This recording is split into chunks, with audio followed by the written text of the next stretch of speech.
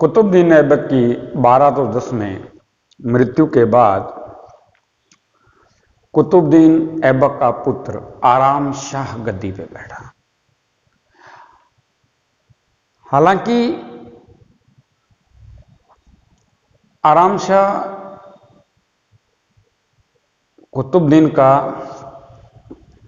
Perfect उत्तराधिकारी नहीं था, वास्तव में उससे बड़े और थे, मगर उसकी मां की शय पर दरबारियों ने आराम शाह को गद्दी पर बैठा दिया। आराम शाह अपने नाम के मुताबिक आराम पसंद आदमी था। प्रशासनिक व्यवस्था का उसे कोई ज्ञान नहीं था। देश में अराजकता फैल गई राज्य के अंदर।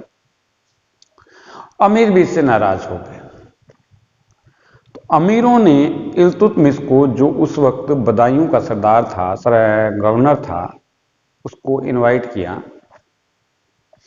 बदायूं से इल्तुतमिश चला और जब इस बात का पता चला तो दिल्ली के पास आराम शाह ने इल्तुतमिश को रोका, लेकिन इल्तुतमिश ने आराम शाह को हराते हुए उसकी हत्या कर दी और निर्विरोध, बिना किसी विरोध के दिल्ली पहुंचा और दिल्ली के अमीरों ने इल्तुतमिश को दिल्ली की गद्दी पे बैठा दिया।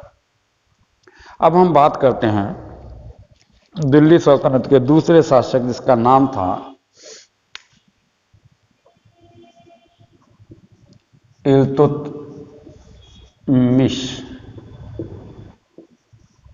ये 1210 ईस्वी में दिल्ली की गद्दी पे बैठा और 1236 ईस्वी तक दिल्ली की गद्दी पे रहा। इल्तुतमिश कौन था? इसके पिता का नाम इल्म खां था और इलबारी जाति का सरदार था इसका पिता। बचपन में ही बहुत तेज बुद्धि का बालक था इल्तुतमिश और इसके पिता भी इसको बहुत चाहते थे। इस बात से इसके भाई इससे बड़ी नफरत करते थे। एक दिन भाइयों ने इसको ले जाकर गजनी के दासों के बाजार में बेच दिया। वहां से ये बगदाद में बिका। बगदाद से दूसरी जगह बेचा गया। एक दिन ये बाजार में इसके व्यापारी ने इसको बेचने के लिए लाया और मोहम्मद गोरी की इस पर नजर पड़ गई। वो इसको खरीदना चाहता था, लेकिन व्यापारी के साथ कुछ रुपयों को लेकर आपस में बहस हो गई। तो सुल्तान ने एक आदेश पास किया कि आज के बाद गजनी के बाजार में या गजनी प्रांत के अंदर कहीं पर भी ये दास नहीं बेचा जाएगा। जब इसको प्रारंभ में बेचा गया, इसके भाइयों ने इसको बेचा था, तो ये काजी के हाथ में आ गया। एक काजी थे, उन्होंने इसको धार्मिक शिक्षा दी, अच्छा पढ़ाया लिखाया, इसको ज्ञान दिया, इसको शिक्षा दी, इसको एजुकेशन दी। तेज बुद्धि का तो ये बालक था ही। और जब व्यापारी और मोहम्मद गोरी के बीच में इसके बिकने को लेकर आपसी मतभेद हुए तो उसको इसको बिकने पे मना कर दिया। लेकिन इस पर नजर कुतुबुद्दीन ऐबक की पड़ी तो उसने मोहम्मद गोरी से कहा कि मुझे ये आदमी खरीदना है। गोरी ने कहा कि इसके बिकने पर प्रतिबंध लगाया गया है, लेकिन एक काम करो, इसके व्यापारी को बुलाओ, इसके मालिक को बुलाओ। उसने उससे कहा कि आप इसको दिल्ली ले जाओ और वहां के बाजार में जाकर इसे बेच दो और वहां इसे कुतुबुद्दीन ऐबक ही खरीदेगा। और कहते हैं उस समय में कुतुबुद्दीन ऐबक ने इल्तुतमिश को 1500 दिनार में खरीदा था। 1500 दिनार में। और बाद में अपनी काबिलियत से ये कुतुबुद्दीन ऐबक का दामाद और उत्तराधिकारी बना। यानी कि इल्तुतमिश ऐबक का दामाद और उत्तराधिकारी था। ये इलबारी तुर्क था। सबसे महत्वपूर्ण बात यह है कि तुर्की, या हम कह सकते हैं दिल्ली सल्तनत का वास्तविक संस्थापक था। इल्तुतमिश वास्तविक संस्थापक था ये। इसी ने वास्तव में दिल्ली में सल्तनत की स्थापना की। उससे पहले तो वो कुतुबुद्दीन ऐबक केवल अपने साम्राज्य को मजबूती और अपने आधार को बनाए रखने में लगा रहा, और इसके साथ साथ ऐबक की जब मृत्यु हुई, ऐबक की मृत्यु के समय इल्तुतमिश बदायूं का सूबेदार था।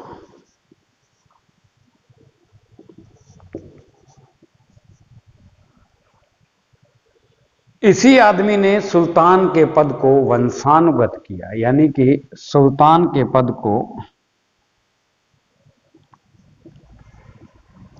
को वंशानुगत किया। इट मीन्स, यानी कि अब पिता के बाद पुत्र ही या उसी के परिवार का मेंबर ही शासक बनेगा। ये काम इस आदमी ने शुरू किया।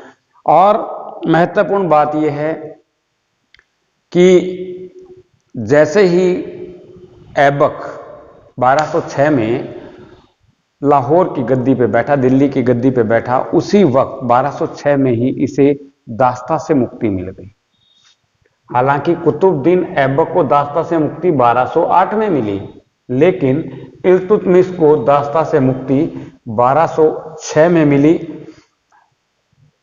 30-31 तक शासक बनने के 30-31 तक इसने पूरे बंगाल पर 1230-31 में पूरे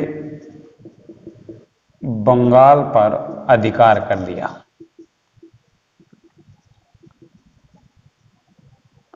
1234-35 में इसने भिलसा नामक स्थान पर, भिलसा में एक प्राचीनतम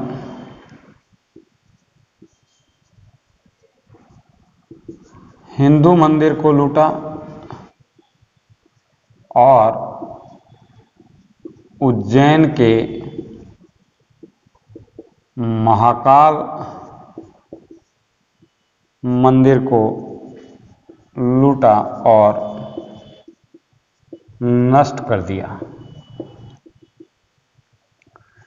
इसने प्रशासनिक व्यवस्था के अंदर एक बहुत महत्वपूर्ण परिवर्तन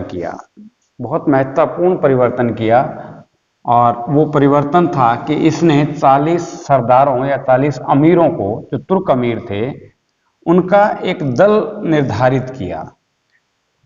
इसने गुलाम जो सरदार थे, गुलाम अमीर थे, इसने गुलाम अमीरों या सरदारों एक टुकड़ी रखी जिसे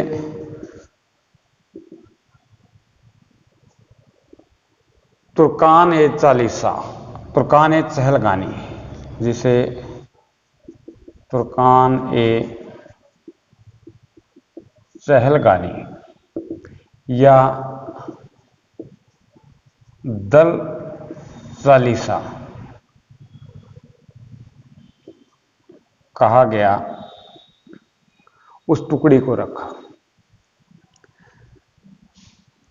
हालांकि इसके वफादार थे, उनको अच्छी बड़ी पोस्टें दी और उन्हीं से ही राय लेकर ये काम करता था। बाद में ये सल्तनत काल के इस गुलाम वंश के लिए एक बहुत बड़ी परेशानी का कारण भी बने, लेकिन अपनी राज्य में स्थिति मजबूत बनाए रखने के लिए इनका सहयोग बहुत जरूरी था। इल्तुतमिश ने एक नई चीज प्रारंभ की, वो थी कि इसने जो सिक्के थे उन पर टकसाल का नाम लिखने की, जहां पर कॉइन्स बनाई जाती थी, करेंसी तैयार होती थी, ये करेंसी किस फैक्ट्री में बनी है, वो फैक्ट्री कहां पर है, उस टकसाल का नाम लिखने की परंपरा शुरू की। और दिल्ली सल्तनत का ये पहला शासक था जिसने शुद्ध तुर्की सिक्के जारी किए, मुद्रा में सुधार किया, उनको सही आकार दिया, उनके वजन में, उनकी प्रिंटिंग में बहुत अच्छा इसने परिवर्तन किया और शुद्ध तुर्की हम कह सकते हैं कि इसने ये पहला तुर्क था जिसने शुद्ध अरबी सिक्के जारी किए। इसने चांदी का एक सिक्का चलाया, इसने चांदी का सिक्का जिसे टंका कहा गया, इसका वजन 175 ग्रेन था, उसकी शुरुआत की और तांबे का जीतल शुरू किया। इसने 2 नई कॉइन्स बनाई, उन पर टकसाल की नाम लिखाई और ये शुद्ध अरबी सिक्के थे, अरबी भाषा में लिखे हुए सिक्के थे। इल्तुतमिश पहला सुल्तान था जिसने उत्तराधिकार के रूप में पुत्र के नियुक्त करने की परंपरा को तोड़ा और दिल्ली सल्तनत का पहला शासक जिसने पुत्र के स्थान पर पुत्री को, अपनी बेटी रजिया बेगम को अपना उत्तराधिकार नियुक्त किया और 1236 में इल्तुतमिश की मृत्यु हो गई।